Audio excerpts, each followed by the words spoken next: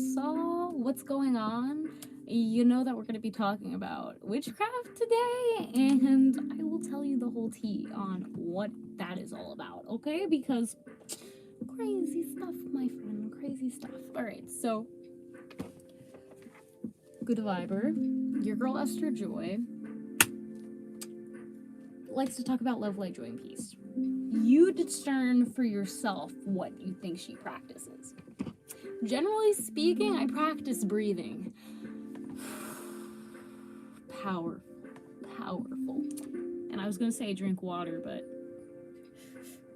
okay, drink water if you have water. I don't have water today, but that's fine, because this is gonna be a short live, okay? I just wanted to share a story about something I learned about my family. What's good, your boy Jay? Alright, so let's hop into it. Alright, so 2 days ago, we got a call, my family got a call, and they said that a family friend was dead, and this was the fifth sibling of the family member friends that died. And if it so be that this family friend, it was my grandmother's friend, and her friend and my grandmother both had the same amount of children, 9 children, and they were not the same people though. All right, they got along okay, and my grandmother helped raise, as it went along.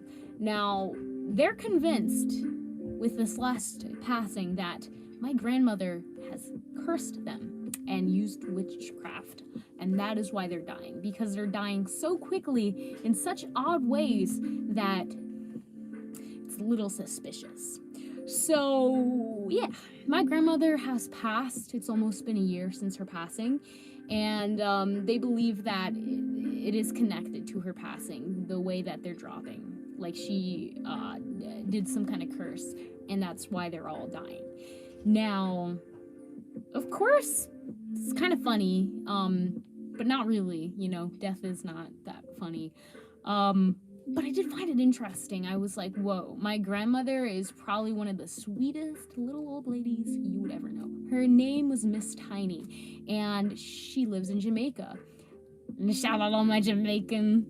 All right, so with that being said, she lived up in the mountains, and she used to dress the dead. She used to make the clothing for them, wash them, prepare them, and, dress them. Fun fact, she, like hospital gowns don't have a back. Pretty much the clothing that she'd make for the dead did not have a back, because it was just a lot easier to dress them that way and put them in. Thought that was pretty cool. Anyways, so yeah, they believed that she's the reason they're dead. And back in the day, they believed that, she was using witchcraft. What's good, your boy? That's just beautiful. So they believed that she was using witchcraft. They were, convinced that she was using witchcraft. And, given my step-great-grandfather was, a very hoodoo, he cursed people for a living. That was his job. But my grandmother was not that way at all. She loved God. So the people were convinced that she had a book, and she was using that book to, cast spells on them and do witchcraft things. And so this woman, her friend told her children, go find the book. Go find the book that she's, casting spells on to, take, or to learn from or whatnot. And guess what that book was? That book was the Bible. That book was the Bible. So, yeah, she literally would just teach about the Bible to these people. And I think that's wonderful and really interesting that they thought it was witchcraft for whatever reason. I mean, hey, what is witchcraft? So I thought that was really interesting. It made me think about the whole perspective of who's doing witchcraft. And so they actually started, I guess, doing certain things that could be considered witchcraft, almost as to counter react that whole situation, which is a little interesting. And so apparently my grandmother would make all of her children wake up in the middle of the night and pray and pray and pray. And my mom was recalling once when she was very young, and grandmother made them all get up in the middle of the night and just pray for like an hour straight. At the end, you know, they got up that morning and there was white dust, like flour, my mom reported, around the house. Really interesting stuff. And my grandmother apparently just like burned whenever the white dust fell on. So I don't know what to say. And then, you know, two of her daughters, one of their feet turned purple and the other one stepped on a pitchfork. So there was that. Oh no, my grandmother burned the pitchfork. That's yeah. Okay, so really weird stuff.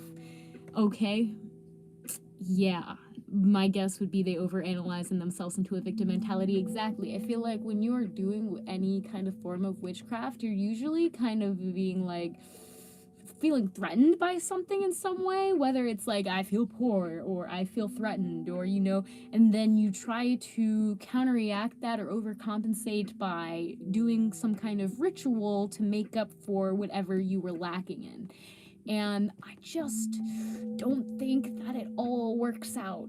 And you know, you get what you asked for, but not necessarily what you need. And that's why I feel like witchcraft doesn't really work. Like, yeah, it can work, but it's not actually gonna help you on your mission. It's gonna be more of a distraction because you're gonna be taking all of account and you're gonna be doing all of this stuff, and it's actually distracting you from what you're here to do.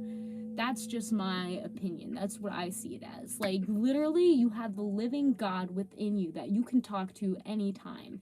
If you feel lacking, you can ask them. If you have faith and you believe, then it will be. Like, that's it, period. You know, you don't have to overcomplicate it. You don't have to do a whole bunch of rituals. Like, that's as simple as it is. You don't need any tools whatsoever other than your own faith and belief. That's what I believe. Call it witchcraft if you will. But yeah, I thought that was just so funny.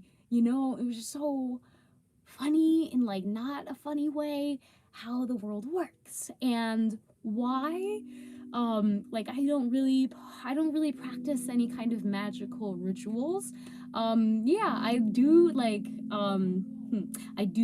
to practice healing modalities. By that, it's pretty much just like understanding that you are connected to the living God, which is within you, and that if you have faith, which you do, you can be healed of anything. I do talk and speak in tongues. I've been doing that since I was a very young girl, and you know, what can I say? It's a part of like how I express myself, a part of my dialect, a part of literally how I communicate with source and spirit. And for me, it's always been about the purity of the expression without any distortions. And because it's in a tongue that is not known from the logical mind, it does seem distorted in the form of communication that we're used to, like normal words. But it also surpasses those normal words to go straight to the feeling of the heart. And that's why I enjoy and appreciate being able to speak in tongues, and also I'm kind of thankful that I'm able to interpret it as well. That has really helped a lot. So, yeah, what is good, my beautiful friend? Beyond Top Secret Texan. Michael, it's good to see you. And you're the best, bro. But yeah, I just wanted to kind of share this kind of quick live to just let you know, like, the world is crazy. Be strong in your faith, and it literally is all you need. All you need. It's like all the energy combined. Like, it will manifest in the physical and any other, the physical, mental, astral, like all of them. That is where it's at, okay? Don't try to use physical objects to kind of, like, if you, the moment you try to use anything externally, physical objects, to make internal things happen, you've lost something. You've lost something. I mean, I'm not saying it won't work, but there's a piece missing, and that is the importance of your internal reality and what you are believing in.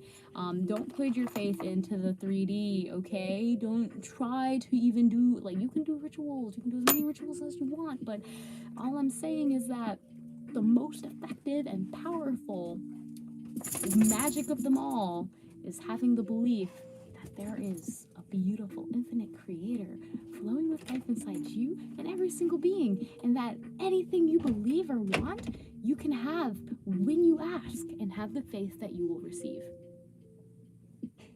That's just how it is, homie. Like, if you're listening to this, you probably needed to hear it on some level. I needed to say it out loud because, yeah, things are crazy. We can see things getting crazier.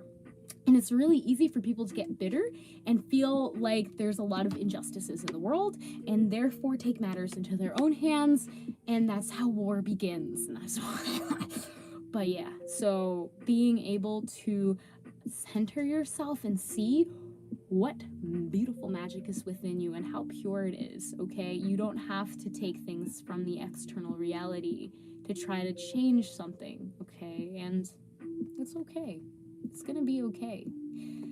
Yeah, I feel like maybe you guys wanted me to talk about, like, how I do my witchcraft, how I do my black magic, but, like, no, I just, I just be vibing with God, and I acknowledge that God is within you, and it's within all beings, and I can communicate with all beings through this understanding God's connected to everything, and therefore, if I ever need anything, I can just directly ask God for that thing, believe that it will happen, and with that pure faith, it comes true. Like, yeah.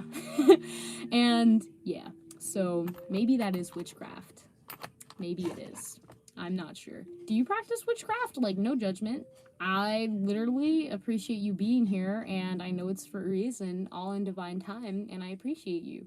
And everybody has their own rituals, so that is something to honor and appreciate and understand. What is good, Zero Ego? For me, I find more of a passion with channeling. I don't really consider channeling to be witchcraft, though mediumship it is seen, I guess, under the spiel. But then again, I also am very cautious with what entities am I connecting with, and who am I channeling? Where is that energy coming from? Is it coming from a place of pride where it's like, ooh, this is so cool, I can channel? Or is it coming from a place of like, this is here to serve the people I am here to serve and genuinely love? Because that's the kind of energy that I think we all want to come from. And then you know that you're connecting with entities that genuinely love you, not for any other reason other than you are there and you're God's creation. And that's the kind of energy, Jesus Christ energy, if you must. Thank you. To connect with. Also, I found that kind of narrowing the channels, the frequency of the channel, has really helped clarify a lot of things in terms of confusion. I actually was like super confused on a lot of things, like my faith and like, what is channeling and what's all this stuff and light language and what am I doing? Like, is this evil? Is this witchcraft? And then I realized like, it really goes down to my heart and whatever I'm cultivating, because that's gonna come out. Like, it's gonna come out. I believe that there is, bad magic and good magic, and I believe that magic is truly a natural part of our world. I believe that it's up to us to utilize it in the most, like, the wisest way that we possibly can. Like, that's it. Like, use what you have been given. Like, if you have spiritual gifts, you're here to use it, not like to be condemned. I don't believe that God, like, has given anybody anything to, like, be like, oh, like, no, I believe that if you have a spiritual gift, if it's like channeling or something else, literally anything, that it's there for a reason, and you should learn how to use it in the best way possible. It's a part of your mission, right? So yeah, I believe that there's a lot of things that really helped when I started to narrow down, okay, God, like, how am I supposed to use this? And channeling is something that I've always been passionate about. As a kid, I didn't know what it was called, but this concept that our bodies are vessels for whatever spirits we want to inhabit us. My mom shared times when she was younger, and she would play this game called Possession with her siblings, where they would just kind of pretend that they're possessed until one of her sisters actually got possessed, and then they stopped playing that game because it freaked them out, okay, because their sister couldn't stop, and it was her voice changed. You know, another entity was inhabiting her because she opened that portal. And so I feel like a lot of people are so fearful of channeling when it should be something that we should invest more energy in. In fact, like when we look at most of the things that are happening in the world, they're happening because people are unconsciously channeling a lot of energy that they might not be aware of. And it's so important for each person to understand, as a sovereign being, as a human being, you are a vessel that can hold whatever energy it is you want. I believe that you have such a beautiful energy that is unique to you and your higher self, and the combination that creates heaven on earth. And if you can tap into that energy, then it will be so, and you will see that energy grow. So I'm still, like, I guess, spreading my wings when it comes to channeling and really understanding how to share it with other people and really teach it in a practical way, because you know, whether we acknowledge it or not, we're channeling most of the time. We're channeling when we automatically get triggered. We're channeling from a place of a past entity that we've encountered with that has left a program for us to be triggered by and then follow through with that. We channel so many times, okay? You channel when you, maybe if you do any kind of freestyle, you channel if you are an artist, you channel, like, there's so many ways. I'm technically probably channeling right now, if I want to call it that. Like, there's a lot of ways that we channel, and being able to understand how we can use this energy, the energy that's coming through us, and externalizing it into the world, how we can use that to really uplift ourselves and others. So yeah, I just wanted to share this because, yeah, you know, only witchcraft I practice, still walking on earth after all this time. Yeah, I gotta be honest, Space Jam, I'm kind of like, you know, I don't even know what witchcraft is either. Wait, does anybody have a definition of what witchcraft is? Because, like, I've been accused of doing witchcraft many times by my own family and strangers on the internet, you know, and okay. Like, you know, I've had people do witchcraft on me, okay? And the only reason I know is because they want to tell me, because they want to break the curse that they put on me for a low price of $200, if you know what I mean. But I think that it's really interesting, you know? Yeah, what actually is witchcraft? Huh. Okay, that's probably a good question. Okay. I'm sure that a beautiful soul will help share and enlighten us, because, yeah, that's a good question. Okay, nice. On to the next thing I wanted to just note. Dude, we're living during crazy times. Like, it's so cool, but also a little crazy. But also very, very cool.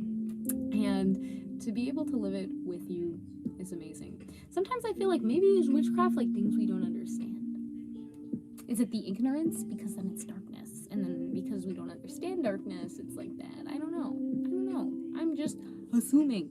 I really am. I appreciate being able to have, like, an open mind and have these conversations. In the past, when people have done witchcraft on me and I was aware of it, like, it's really easy to get sucked into this spell of believing that you've been cursed. And when you believe that you've been cursed by somebody else, you kind of throw the blame on them. And without knowing it, you're also giving them your energy. And because of that, they now control that aspect of energy that you've given them. So that's one thing to be aware of.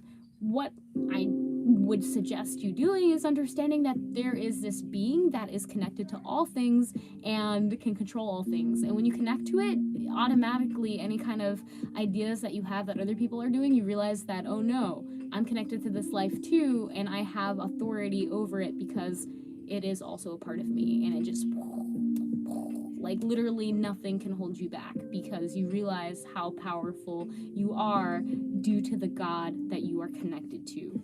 So, yeah. On the surface of the ocean, there's waves and crashes. Underneath the surface lies stillness. Therein lies the dormant, ever silent, true nature. Beautiful place to end. And thank you so much for joining today's live. I hope that you found something useful from it. And thank you for spending some time. Your boy Jay, I appreciate all of the knowledge you drop in the chat, bro. And thank you so much, all you beautiful souls, for just sharing your time, energy, and exploring this topic with me. I am still learning, obviously, and I appreciate being able to kind of share some of my thoughts and what's going on in my experience with you. So thank you again for joining. I will see you in the next live. Let me know if you'd like more topics like this one, kind of chats and about anything, and I'll see you in the next video. Namaste and God bless.